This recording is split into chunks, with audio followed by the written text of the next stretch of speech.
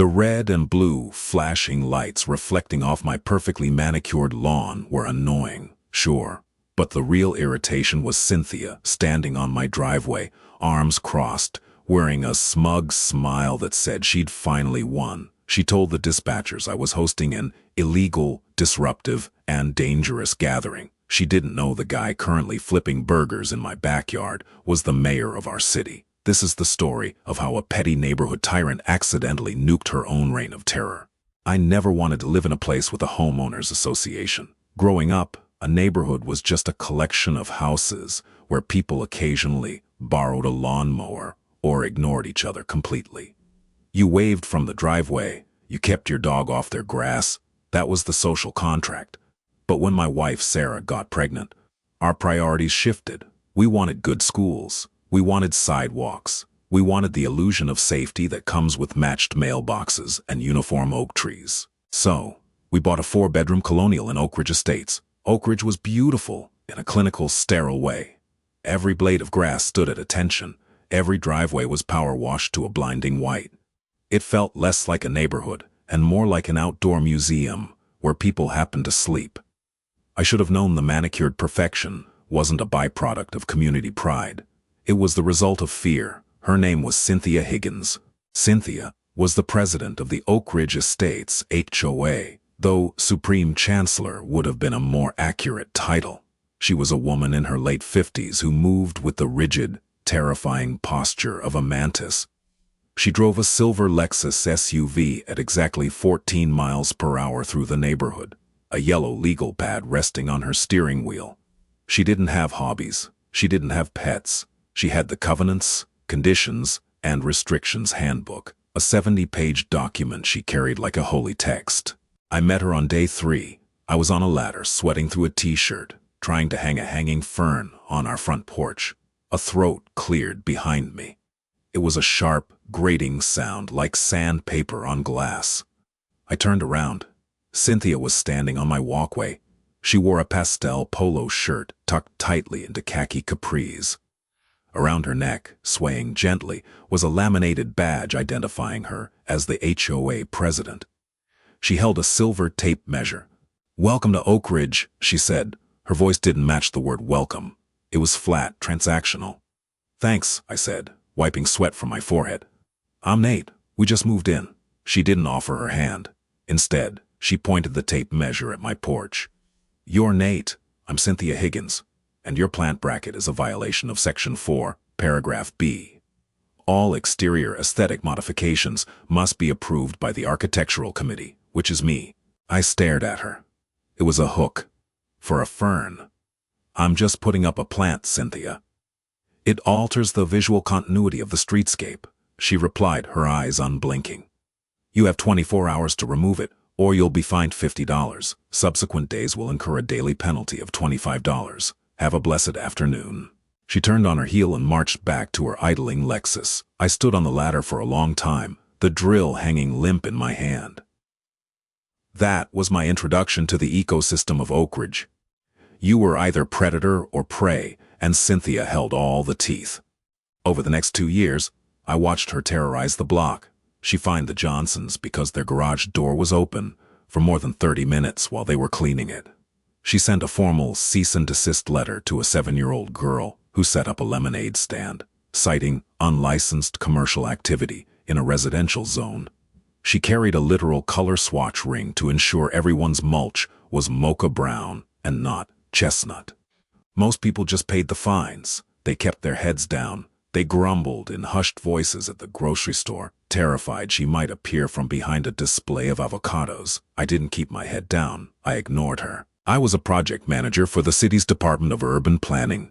My entire professional life revolved around zoning laws, municipal codes, and dealing with irate citizens who didn't understand property lines. Cynthia's petty HOA rules were a joke compared to municipal law. When she tried to fine me for my trash cans being visible from the street for an hour after pickup, I cited the city ordinance that superseded her timeline. When she tried to force me to rip out my native wildflower garden in the backyard, I showed her the state Environmental Protection Clause that protected pollinator habitats. She hated me. I was the one bug she couldn't squash with her clipboard. Whenever I drove past her, she would stop what she was doing. She'd narrow her eyes, her posture stiffening, her pen hovering over that yellow notepad. We were in a cold war. I wanted to grill in my backyard, raise my kid, and drink a beer in peace. She wanted absolute, unquestioned submission. Something had to give.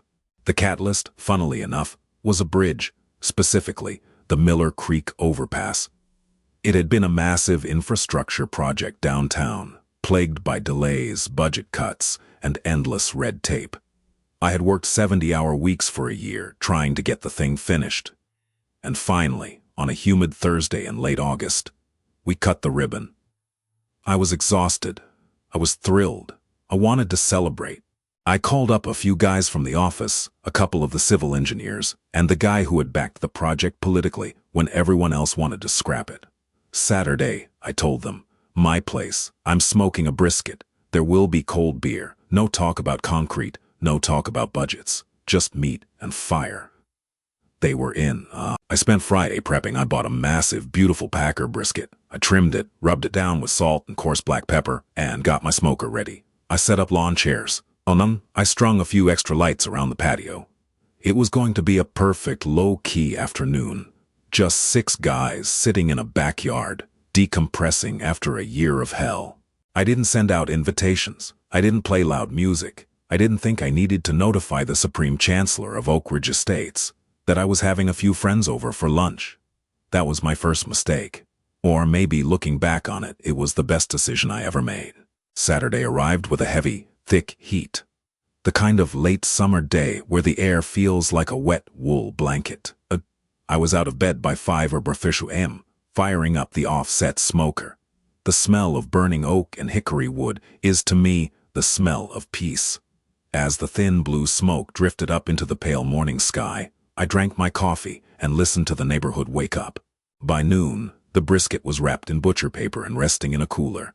I threw some sausages and a couple of racks of ribs on the grate for grazing. My guests started rolling in around 1 p.m.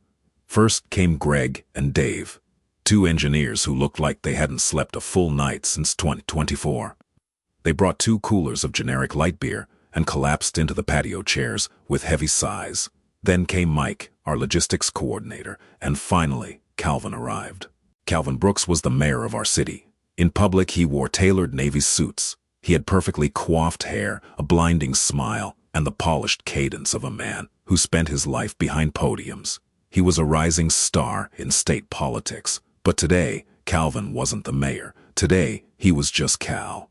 He walked through my side gate wearing a faded, grease-stained t-shirt from a local hardware store, a pair of cargo shorts that belonged in a museum, and battered New Balance sneakers. He had a baseball cap pulled low over his eyes and a half-empty bag of ice slung over his shoulder. "Tell me that's not just a brisket," Calvin said, dropping the ice into a cooler. "Tell me you got the jalapeno cheddar sausages, Nate." "I got the sausages, Cal," I laughed, handing him a beer. "Sit down, relax, no constituents for the next 5 hours." "Praise God," Calvin muttered. He cracked the beer, took a long pull, and slumped into a lawn chair. We fell into a comfortable rhythm. We didn't talk about politics. We didn't talk about the bridge.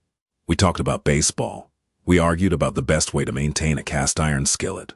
We laughed at stupid jokes. It was just a normal, quiet backyard cookout. The volume never rose above a conversational murmur. The most offensive thing happening was Dave's terrible taste in country music, playing softly from a small Bluetooth speaker on the patio table. At 2:45 p.m. I noticed her. My backyard is bordered by a 6-foot privacy fence, but Cynthia lived directly behind me, and her property sat in a slight elevation. If she stood on her back patio, she had a clear, unimpeded view over my fence and straight into my yard. I was pulling the ribs off the smoker when I felt eyes on me. I looked up. Cynthia was standing at the edge of her retaining wall. She had her arms crossed tight against her chest. She wasn't wearing her polo today. She was in a floral sundress that somehow made her look even more rigid. And, of course, she was holding her cell phone, recording us. I sighed, setting the tongs down. "Don't look now, boys," I said quietly. "We have an audience." Calvin glanced over his shoulder, then quickly looked back, pulling his hat down a little lower. "Who is that?" he asked. "She looks like she wants to murder your lawn." "That's Cynthia," I said. "HOA president. The bane of my existence." "Ah," Calvin nodded sagely. "Every district has one. Do we need to move the speaker? Are we too loud?" "We're barely talking," Dave chimed in. "I'm literally falling asleep in this chair." "It doesn't matter," I told them, slicing into the ribs. "She doesn't need a reason. She just needs a target." I walked over to the edge of the patio, looking up at her. "Afternoon, Cynthia," I called out, keeping my tone perfectly polite. "Can I help you?" She didn't lower the phone. "You are in violation of neighborhood noise ordinances, Nathaniel." "It's 3 in the afternoon on a Saturday," I replied, "and we're having a private conversation. The speaker is at volume level 3. A passing car is louder than we are." "You are hosting an unauthorized gathering," she continued, her voice projecting with shrill authority. "The CCR mandates that any gathering exceeding 4 non-residents requires a temporary parking permit for the street and 48 hours written notice to the board." I had to suppress a laugh. It was so absurd.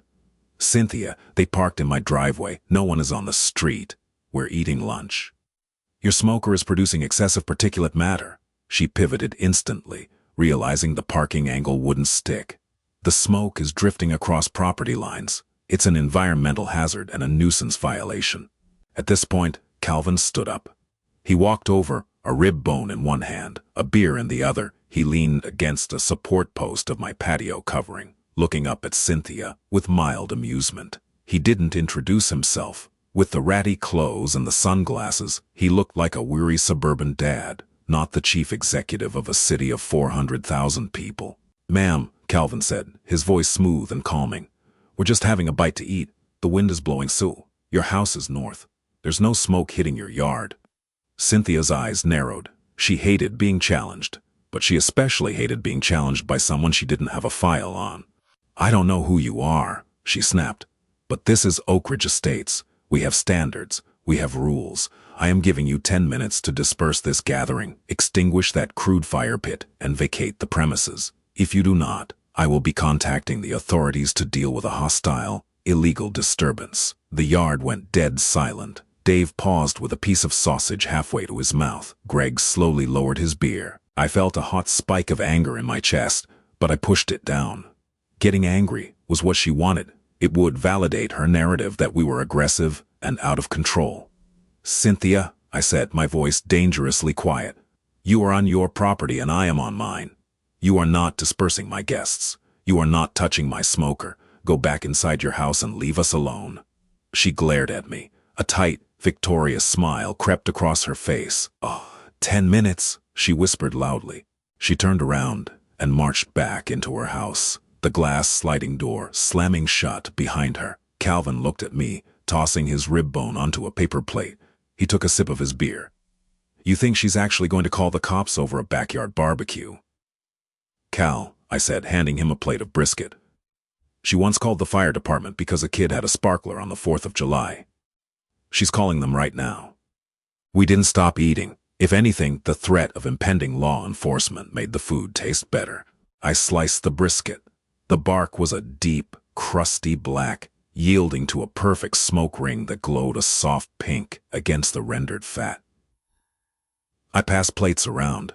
Greg grabbed a handful of pickles and some white bread. Dave went straight for the sausages, tearing into one with the feral intensity of a man who hadn't seen daylight in a week. Calvin took a generous slice of the fatty point of the brisket, draped it over a piece of bread, and closed his eyes as he took a bite. "Nate," Calvin mumbled, his mouth half full. "If city council meetings catered this, I could get the budget passed in 20 minutes. "I'll keep that in mind the next time I need a permit expedited," I said, grabbing a beer from the cooler. We sat there in the sweltering heat, listening to the cicadas hum in the oak trees. 10 minutes passed. Then 20. The initial spike of adrenaline faded, replaced by the heavy, lazy comfort of a heavy meal. For a brief, naive moment, I thought Cynthia had actually bluffed. I thought maybe, just maybe, sitting alone in her air-conditioned house with her clipboard, she had realized how insane it was to call the police over 6 guys eating lunch. I was wrong. She hadn't bluffed. She was just waiting in the wings. It started with a faint hum. Then, the crunch of heavy tires turning onto the street. Oak Ridge Estates was designed with a slight curve to the roads to discourage speeding, which meant you usually saw a car's reflection in the neighbor's windows before you saw the car itself. I saw the red and blue flashes bouncing off the pristine white siding of the house across the street.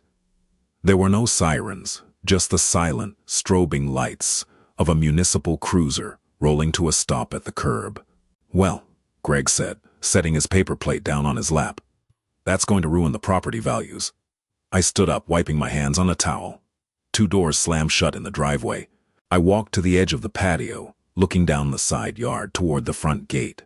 2 police officers were walking up the driveway. They weren't rushing. They didn't have their hands on their holsters. They walked with the heavy, exasperated trudge of men who had been dispatched to a noise complaint in a rich neighborhood on a 90-degree afternoon. The first officer was a younger guy, tall and built like a linebacker, sweating profusely into his dark uniform.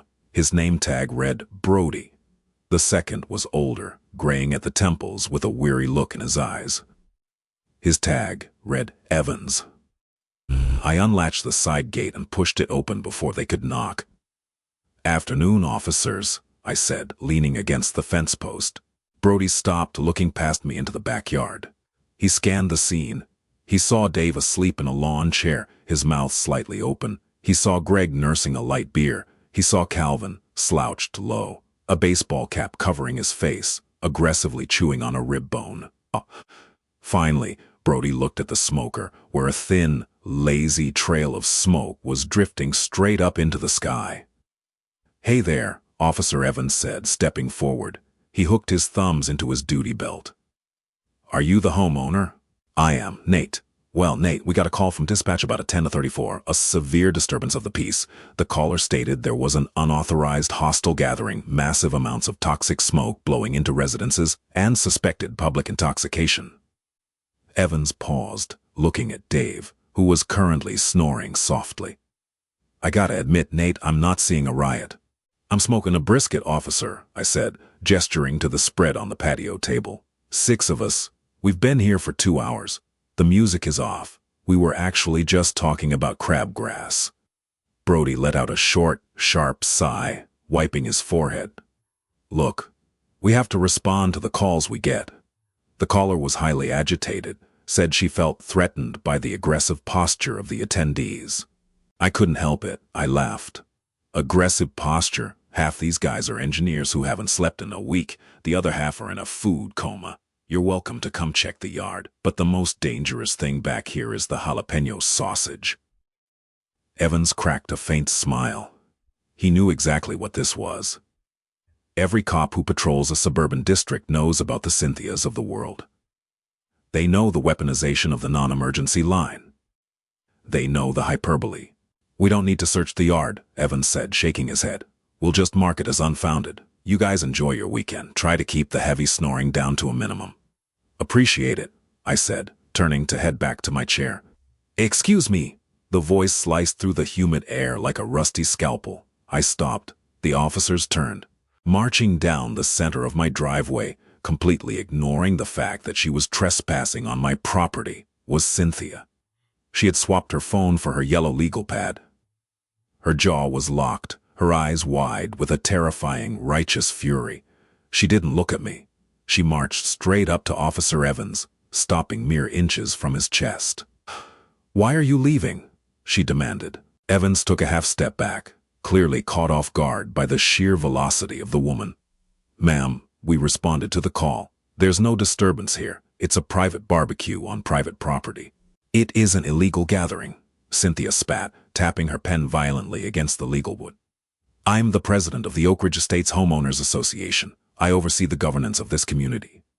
This resident," she pointed a sharp, trembling finger at me, "is in direct violation of Section 4, Paragraph C, regarding unsanctioned multi-household events. He is producing an environmental nuisance, and you are failing to enforce the law." The sheer audacity of it hung in the air. She wasn't just complaining anymore. She was giving orders to the police. Officer Brody stepped forward, his earlier exhaustion replaced by a rigid, professional annoyance. Ma'am, HOA rules are civil matters. We don't enforce civil codes. We enforce municipal and state law. There is no noise violation. There is no public disturbance. Therefore, there is nothing for us to do. They're intoxicated, Cynthia insisted, her voice rising an octave. She aggressively pointed her pen toward my backyard, her eyes sweeping over my friends. Look at them. They are consuming alcohol in plain view of the street. They are in a fenced backyard, ma'am, Evans said, his patience visibly wearing thin. That is not public property. They are vagrants, she shrieked. It was a desperate pivot, grasping at anything that would stick. She marched past the officers, stepping right into the entryway of my open gate, invading my space. She locked her eyes on Calvin. Calvin was still sitting in the low lawn chair. He hadn't moved. His baseball cap was pulled down, his cheap sunglasses obscuring his eyes. He wore that stained, grease-spotted hardware store shirt and battered sneakers. Next to the crisp, uniform aesthetic of Oak Ridge Estates, he did look a bit like he had wandered out of a dive bar.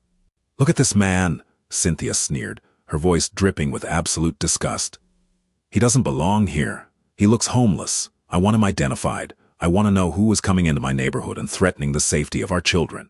If you won't enforce the bylaws, you will at least identify the vagrants trespassing in my community." Silence dropped over the yard. It was heavy, suffocating.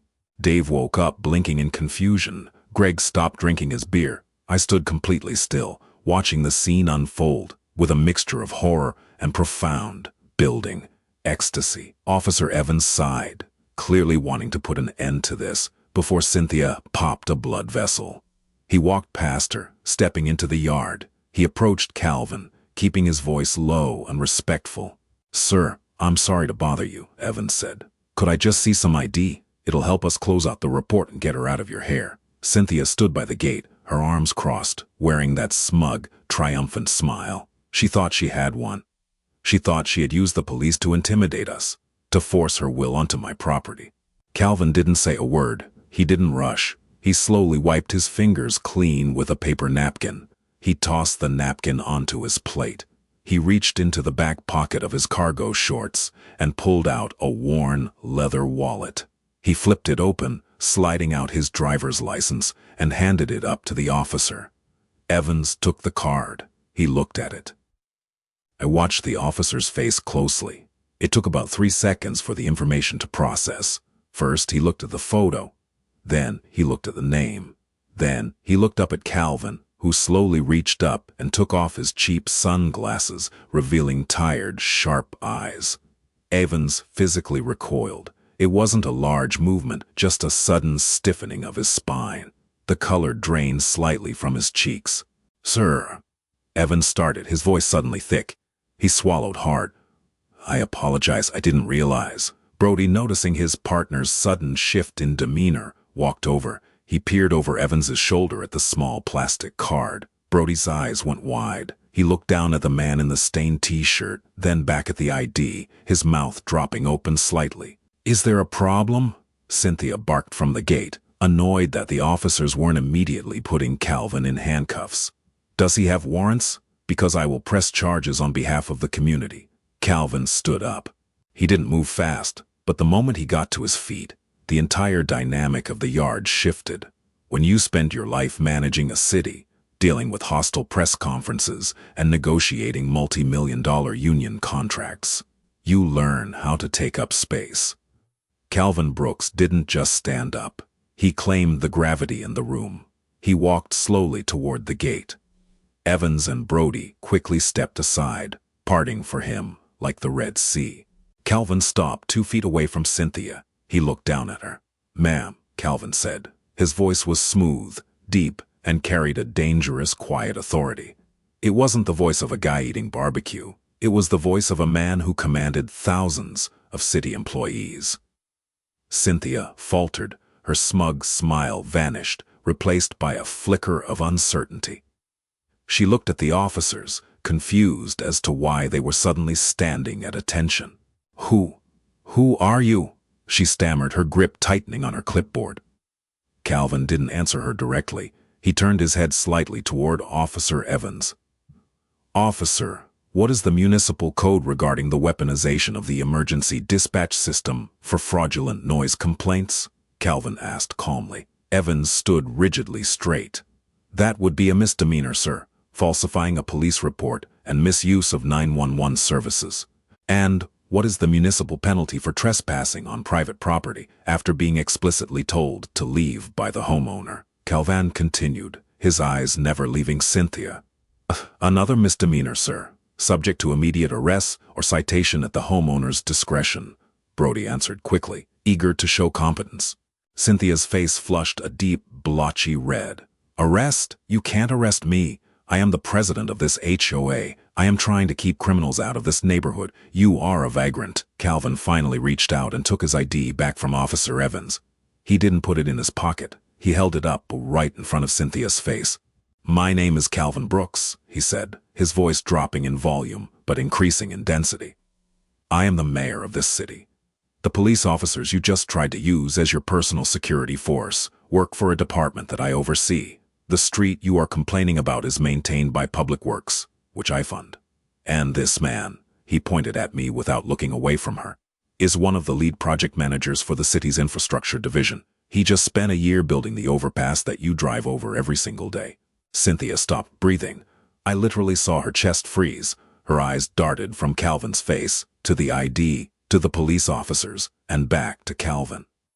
The clipboard in her hand started to shake. The rigid, terrifying posture she carried through the neighborhood melted instantly, leaving her looking like a very small, very terrified woman in a floral sundress.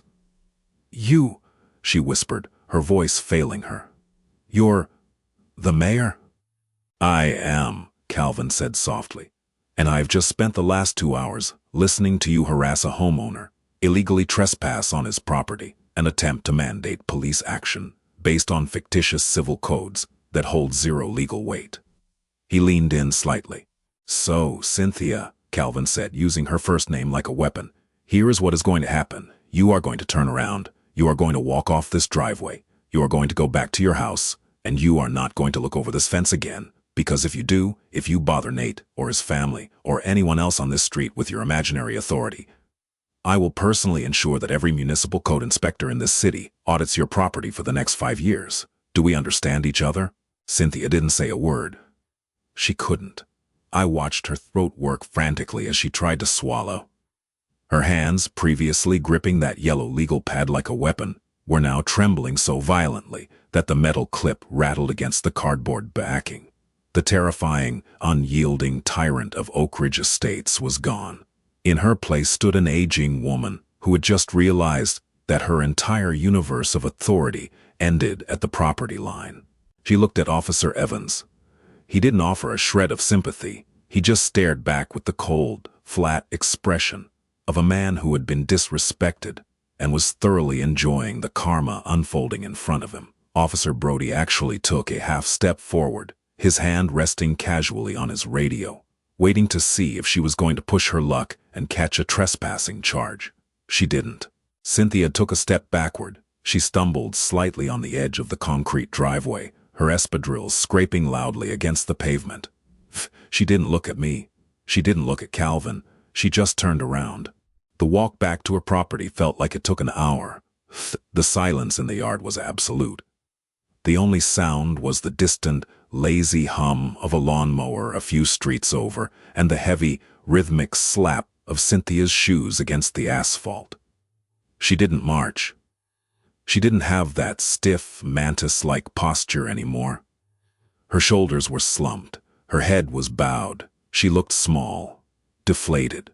She reached the property line, stepped onto her immaculate grass, and kept walking until she disappeared behind the 6-foot privacy fence. Boom. A few seconds later, I heard the heavy thud of her glass sliding door closing. Then, the distinct, sharp click of the lock sliding into place. Officer Evans let out a long, heavy exhale, like a man who had just taken off a weighted vest. He looked at Calvin, a sheepish, apologetic grimace on his face. Mr. Mayor, Evans said, his voice stripped of all the bureaucratic armor. I'm incredibly sorry about this. If we had known... Calvin held up a hand, stopping him. The intense, commanding aura he had projected a moment ago vanished instantly. He was just Cal again, the weary guy in the stained shirt who wanted to eat his lunch in peace. Don't apologize, officer, Calvin said, shaking his head. You responded to a call. You did your jobs perfectly. You handled a difficult citizen with restraint. Frankly, I'm glad I got to see it firsthand. It's good to know the department keeps its cool when dealing with overly enthusiastic taxpayers. Brody let out a short, nervous laugh. We get a lot of overly enthusiastic taxpayers in this zip code, sir. I know you do, Calvin said, offering a sympathetic smile. Head back to your patrol. Write it up as unfounded. And if she calls again, you have my personal authorization to cite her for misuse of the emergency line. Have a safe shift, guys. Yes, sir. Thank you, sir. The two officers turned and walked down the driveway. They maintained their professional composure until they reached the doors of their cruiser. Right before he ducked into the driver's seat, Evans looked back at me and gave a sharp, deliberate nod of approval. The cruiser started up, the flashing lights clicked off, and they rolled quietly away, disappearing around the curve of the cul-de-sac. I stood by the gate for a long moment, staring at the empty street. The oppressive, heavy tension that had hung over the yard was gone.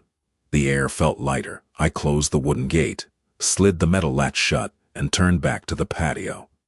Dave was sitting up straight in his lawn chair, his eyes wide, completely awake now. Greg was staring at Calvin with his mouth slightly open, holding a half-empty beer like he had forgotten what it was for. Calvin walked calmly back to his chair. He picked up his cheap sunglasses, slid them back onto his face, and pulled his baseball cap down low. He looked at the plate resting on the small side table next to him. "Nate," Calvin said, pointing at the spread. "Pass me another slice of that brisket, the fatty side this time." I burst out laughing. It wasn't a chuckle. It was a loud, ugly, stress-relieving bark of laughter that echoed off the wooden fence. Greg started laughing too, running a hand through his hair. Dave just shook his head, leaning back in his chair. "I cannot believe that just happened," Dave muttered, rubbing his eyes. "I thought she was going to have a stroke on your driveway." "She brought a clipboard to a gunfight," Greg said, reaching for a sausage. "I have never seen someone fold that fast in my life. Cal, I think you literally broke her brain." "People like that operate on a very specific currency," Calvin said, taking the plate of brisket I handed him. He spoke between bites, his tone entirely casual. "They hoard tiny amounts of power and use it to bully people who are too polite to fight back. The second you introduce real consequences into their ecosystem, the whole structure collapses. She's a bully. Bullies are cowards." I grabbed a fresh beer from the cooler and sank into my chair. The adrenaline was finally wearing off, leaving me with a profound, bone-deep sense of satisfaction. I looked up at the retaining wall behind my fence. It was empty. The glass door of Cynthia's house was reflecting the harsh afternoon sun, completely opaque. For 2 years, I had walked out my back door and felt the anxious, prickling sensation of being watched. I had subconsciously timed my yard work to avoid her patrols. I had debated the exact placement of trash cans just to avoid a passive-aggressive notice in my mailbox. Now, looking at her empty patio, I felt nothing but peace. The dragon wasn't just slain. The dragon had been humiliated in front of an audience, stripped of her armor, and sent back to her cave. We spent the rest of the afternoon exactly how I had planned. We drank cold beer. We ate too much smoked meat. We talked about baseball and cast-iron skillets. Nobody mentioned municipal codes. Nobody mentioned the bridge, and for the next 4 hours, the Supreme Chancellor of Oak Ridge Estates did not show her face. The aftermath in a neighborhood like Oak Ridge Estates doesn't happen with a loud explosion. It happens in whispers. It happens over shared fences, in the aisles of the local grocery store, and in the private group chats that specifically excluded the HOA board members. By Tuesday, the story had leaked. I didn't tell anyone. I didn't need to. The house across the street belonged to a retired couple who spent their afternoons sitting by their front window, watching the street like hawks. They had seen the police cruiser. They had seen Cynthia march down my driveway. And, more importantly, they had seen her stumble back in absolute defeat, while the police officers drove away without issuing a single citation. The gossip spread like a wildfire in a dry brush. The details shifted and morphed as neighborhood rumors do. Some people said I had threatened to sue her. Some people said the police had actually handcuffed her, and she cried to get out of it. I never confirmed or denied anything. When people asked me about it while I was walking my dog, I just smiled and said, "We had a disagreement about property lines, but it's resolved." But everyone knew something fundamental had broken. The first sign of the New World Order happened on a Thursday, 5 days after the cookout. Cynthia's silver Lexus, which was normally out prowling the streets by 9:00 a.m. to catch people leaving their sprinklers on too long, didn't move. It sat in her driveway, gathering a fine layer of yellow pollen. She didn't do her morning patrol. She didn't walk the perimeter of the community park to check the height of the grass. By the second week, the neighborhood started testing the waters. A young couple 3 doors down, who had been fighting Cynthia for a year over the exterior paint color of their home, finally snapped. They painted their front door a soft, inviting teal. It was completely outside the approved earth tone color wheel mandated by the CCR handbook. Under normal circumstances, Cynthia would have had a cease and desist letter taped to their door before the paint was even dry. She would have levied the maximum $50 daily fine. Nothing happened. The teal door dried. The days passed. The fine never arrived. It was like watching a prison yard realize the guards had left the watchtowers. 2 days later, the Johnsons left their garage door open all afternoon while they built a workbench. No violation notice. A kid at the end of the cul-de-sac set up a portable basketball hoop on the edge of the street, a massive, unforgivable sin in Cynthia's eyes. It stayed up for a week. Her absence became a tangible thing. It was a heavy, suffocating silence replacing a sharp, grating noise. I finally saw her exactly 14 days after the cookout. I was walking down to the cluster of community mailboxes at the end of the street. It was late afternoon, the sun casting long, golden shadows across the pavement. As I turned the corner, I saw her. Cynthia was standing at her open mailbox, sifting through a stack of envelopes. She was wearing a plain gray sweater and jeans. The laminated badge that usually hung around her neck was gone. The yellow legal pad was nowhere in sight. I slowed my pace slightly, bracing myself for some kind of interaction. An apology, a sneer, a passive-aggressive comment about my lawn. She heard my footsteps and looked up. For a brief second, our eyes met. I expected to see anger. I expected to see the familiar, bitter resentment of a woman who felt she had been wronged by the world. But I didn't see any of that. I saw exhaustion. Her face looked older, tired in a way that sleep couldn't fix. The rigid, terrifying posture that defined her was completely gone. She looked like a person who had spent her entire life building a fortress out of playing cards, only to have someone open a window and let the breeze in. She realized that the authority she craved, the control she wielded over her neighbors, was entirely imaginary. We only obeyed her because we didn't want the hassle. Once the hassle became less frightening than her empty threats, she had nothing left. She didn't speak. She didn't glare. She just lowered her eyes, clutched her mail to her chest, and walked quickly past me. She kept her head down, practically hugging the edge of the sidewalk, giving me a wide berth. "Afternoon, Cynthia," I said quietly as she passed. She didn't answer. She just walked faster, her shoulders hunched against an invisible wind, until she turned into her driveway and disappeared into her house. I opened my mailbox, pulled out a few bills and a grocery circular, and walked home. I didn't feel triumphant. I didn't feel the rush of victory I'd felt on the day of the cookout. I just felt a strange, lingering sense of pity. It must be a terrible, lonely way to live, caring so much about the color of someone else's mulch that you forget how to actually be a neighbor. The official end came 2 days later, via an email from the property management company that handled our neighborhood dues. It was a standard, dry, administrative notice. To the residents of Oak Ridge Estates, please be advised that Cynthia Higgins has formally resigned from her position as president of the Homeowners Association, effective immediately, citing personal reasons. We thank her for her years of dedicated service to the community. An emergency board meeting will be held next Tuesday, to nominate an interim president until the next election cycle. I sat at my kitchen island, reading the email on my phone. My wife Sarah was standing at the stove, stirring a pot of pasta sauce. "What is it?" she asked, noticing the smirk creeping onto my face. "Ding dong, the witch is dead," I said, sliding the phone across the counter to her. Sarah read the screen. When her eyes widened, she looked up at me, a massive smile breaking across her face. She actually quit. She actually quit. Sarah let out a laugh, walking over and wrapping her arms around my neck from behind. "I guess that means we can finally plant those hydrangeas in the front yard."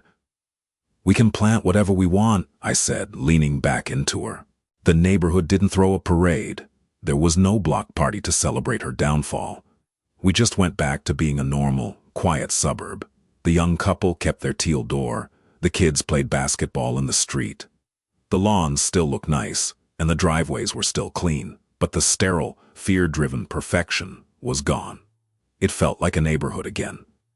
And as for my backyard, I bought a Bika smoker. I fired it up every other weekend, and sometimes when the wind was blowing just right, the smell of oak wood and rendering fat would drift directly over my back fence, right onto Cynthia's pristine, empty patio. She never called the cops again. October rolled into Oak Ridge Estates, bringing with it a sharp, biting chill that finally killed the lingering summer humidity. The change in the weather usually marked the beginning of Cynthia's most aggressive enforcement season. Fall meant leaves. Leaves meant untidy lawns. Untidy lawns meant violation notices taped to mailboxes. In years past, the first weekend of October was a symphony of leaf blowers and frantic raking, a desperate race to clear the grass before the silver Lexus made its morning rounds. This year, the leaves just fell. They gathered in the gutters. They piled up around the bases of the oak trees. They blew across the sidewalks in dry, scratching waves. Eventually, people got around to bagging them up. But nobody panicked. The suffocating urgency was gone. For the first time since Sarah and I moved in, Oak Ridge Estates actually looked like a place where human beings lived. The true test of our new reality happened on a Friday night, just a few days before Halloween. Kevin and Laura, a couple who lived 3 houses down, dragged a heavy cast-iron fire pit out of their garage and set it right in the middle of their driveway. They didn't send out formal invitations. They didn't submit a request for an unauthorized community gathering. Kevin just pulled out 4 folding chairs, threw some split cedar logs into the pit, and lit a fire. Laura set a cooler full of beer at the edge of the lawn. I saw the smoke from my porch. In the old days, that column of smoke would have been a distress signal. It would have meant Cynthia was already dialing the property management company. I walked back inside, grabbed Sarah, and grabbed 2 extra camping chairs from the garage. We walked down the street. We weren't the only ones. By 8 o'clock, there were a dozen people standing around Kevin's driveway. The Johnsons were there. The couple with the teal front door brought a plate of chocolate chip cookies. A few kids were running in manic circles across the front lawns, chasing each other with glow sticks, their laughter echoing sharply in the crisp autumn air. Nobody was talking about property values. Nobody was complaining about municipal codes. We were just standing around a fire, drinking cheap beer, and watching the sparks drift up into the black sky. I stood near the edge of the driveway, hands deep in my jacket pockets, talking to Kevin about a persistent rattle in my truck's suspension. Mid-sentence, he paused. He looked around the driveway, taking in the scene. A genuine, somewhat bewildered smile broke across his face. "You know," Kevin said quietly, keeping his voice beneath the chatter of the group, "Laura and I have lived in this house for 4 years. Before tonight, I think I knew exactly 2 of my neighbors' names, okay? And one of them was Cynthia."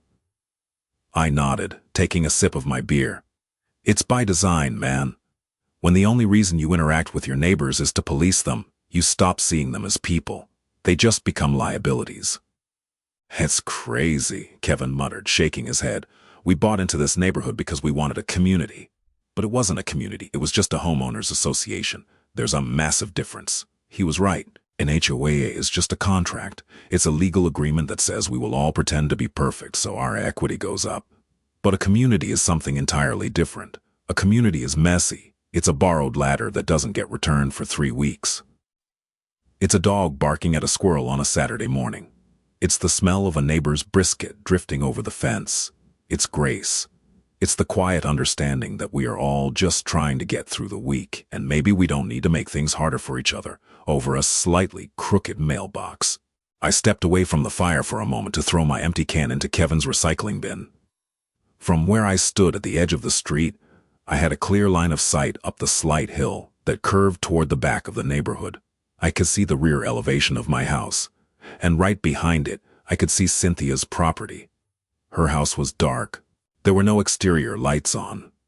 The patio, which used to be her command center, was empty and cast in deep shadow. Only a single, faint, yellow glow emanated from a window on the second floor. I stood there for a long time, staring up at that lonely light. I didn't feel angry anymore. I didn't even feel the petty satisfaction that had fueled me on the day of the cookout. Looking at her dark, silent house, all I felt was a hollow, heavy sense of melancholy. She had traded every ounce of human connection for the illusion of control.